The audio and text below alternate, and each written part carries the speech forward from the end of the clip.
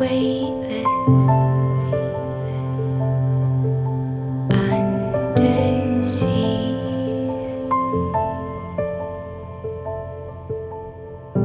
diving conscious like a dream. Bonjour, bienvenue dans cette nouvelle vidéo. Si vous êtes nouveau par ici, je suis Mouna Marini et je suis l'artisan d'art de la marque Beats of Akoraishiri. Aujourd'hui, dans la série Un bijou ainsi, nous allons parler de nos petits gémeaux. Coucou Lulu, coucou maman.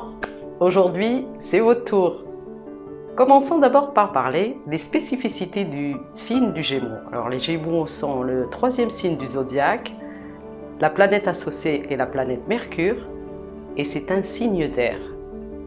Les Gémeaux sont considérés le signe le plus intellectuel de tout le zodiaque.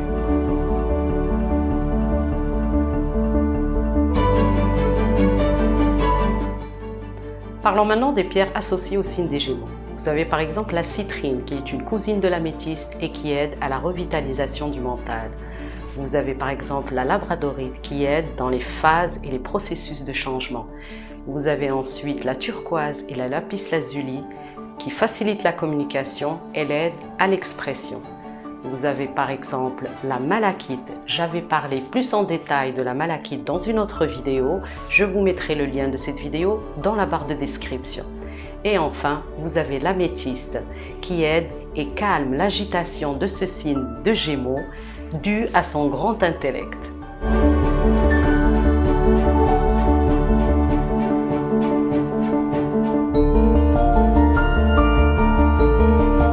L'améthyste m'a paru le choix le plus approprié pour ce signe des Gémeaux, pour la réalisation de cette paire de boucles d'oreilles. Allons faire plus connaissance avec cette pierre pour ce troisième signe du zodiaque. L'améthyste est une pierre de la famille des quartz violets. Sa dureté est de 7 sur l'échelle de Mohs. Sa composition interne est dioxyde de silicium. Ses couleurs varient du violet au translucide, dû à la présence de fer dans son cristallin. Les couleurs de l'améthyste peuvent varier aussi de violet à parme, de bleu à bleu clair, de violet foncé à violet très clair. Et toutes ces différences-là sont dues au lieu d'extraction de la pierre. Une autre spécificité de l'améthyste, c'est qu'elle est dichroïque. Ça veut dire qu'elle change de couleur selon l'angle d'observation. Les différentes couleurs de l'améthyste varient bien sûr de la provenance et des gisements. En chauffant artificiellement l'améthyste, on se retrouve avec un autre quartz de couleur jaune qui est la citrine. On trouve aussi à l'état naturel, sans aucune intervention humaine, un quartz mi-améthyste, mi-citrine et qui est l'amétrine. Et les gisements sont en Bolivie et au Brésil. Il faut savoir aussi que l'améthyste de couleur très intense et transparente est celle qui a le plus de valeur.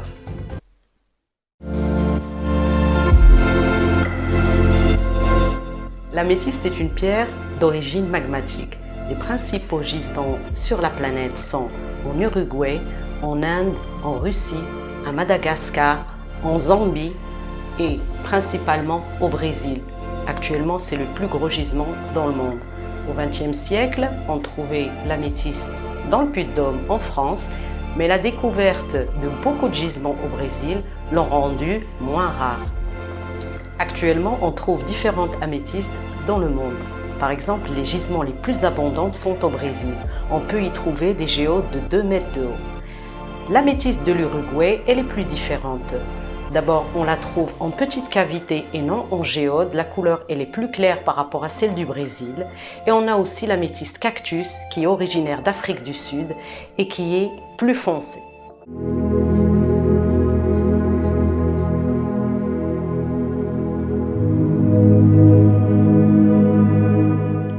Dans l'Antiquité, l'améthyste était utilisée par l'Égypte antique et par les Étrusques. Les Égyptiens de l'Antiquité l'utilisaient dans les rites funéraires. Ils l'utilisaient aussi en période de sécheresse pour invoquer la pluie. Les Égyptiens de l'Antiquité considéraient cette pierre améthyste comme une pierre d'abondance et de chance. Dans la mythologie grecque, la légende raconte que Améthyste était en fait Améthystos. C'était une nymphe.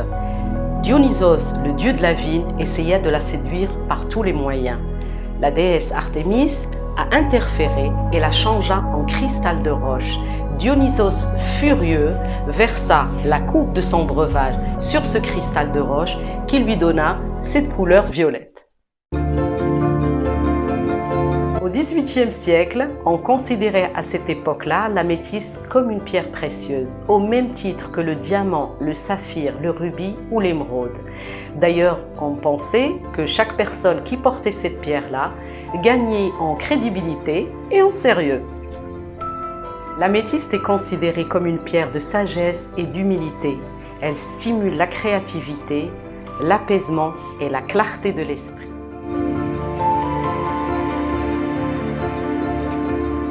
Chose très étonnante, dans les carnets de notes de Léonard de Vinci, on retrouve l'améthyste comme un minéral qui aidait ce peintre à décupler sa capacité de concentration et chasser de son esprit des idées négatives. Toujours dans le domaine de l'art, Alphonse Mucha, qui était une figure marquante de l'art nouveau du 19e au 20e siècle, avait réalisé 4 tableaux, dont l'améthyste et qui s'intitulaient « Les pierres précieuses ».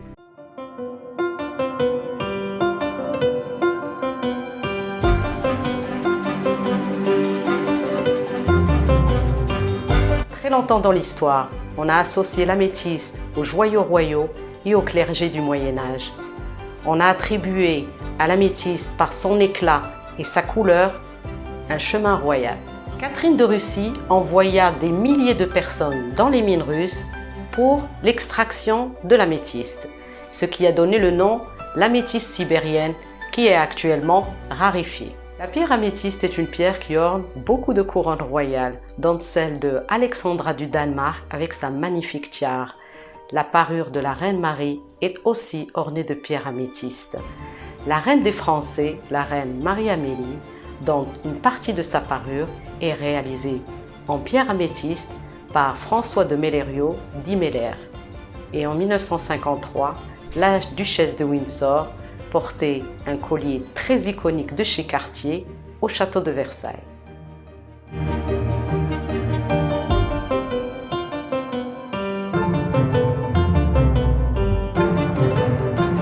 Passons maintenant au conseil que je peux vous donner pour votre pierre améthyste. Si vous voulez faire un sertissage d'une pierre améthyste, évitez de la marier avec une turquoise ou une malachite. Ces pierres-là sont très absorbantes en énergie. Donc, elles rendent les autres pierres énergétiquement inactives. Et l'améthyste a une énergie très apaisante, donc laissons-la agir.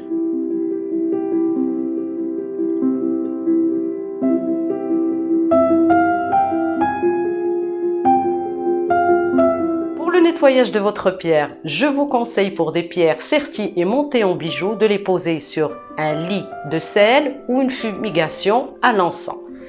Pour une pierre non sertie, vous pouvez toujours la nettoyer avec de l'eau déminéralisée. Pour recharger une pierre, et bien sûr si vous y croyez, vous pouvez utiliser l'énergie lunaire parce que la pierre craint la lumière du soleil qui lui fait changer sa couleur. Je vous invite maintenant à me rejoindre dans mon atelier où nous allons commencer la réalisation de cette paire de boucles d'oreilles pour le signe des Gémeaux avec la pierre améthyste. Andiamo!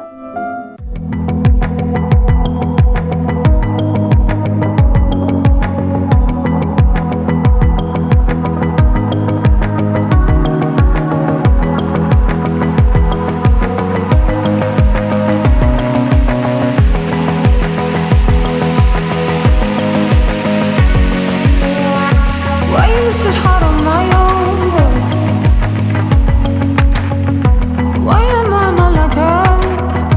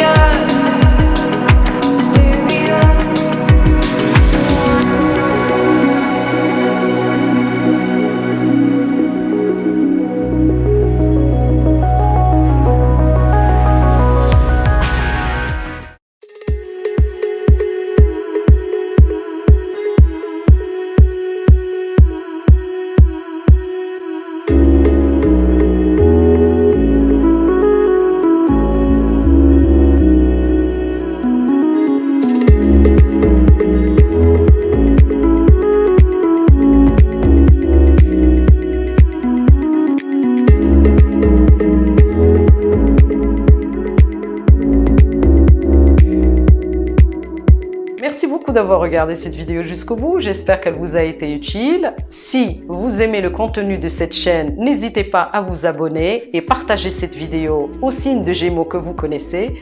Je vous dis à très bientôt pour une prochaine vidéo pour un bijou, un signe astrologique. À bientôt!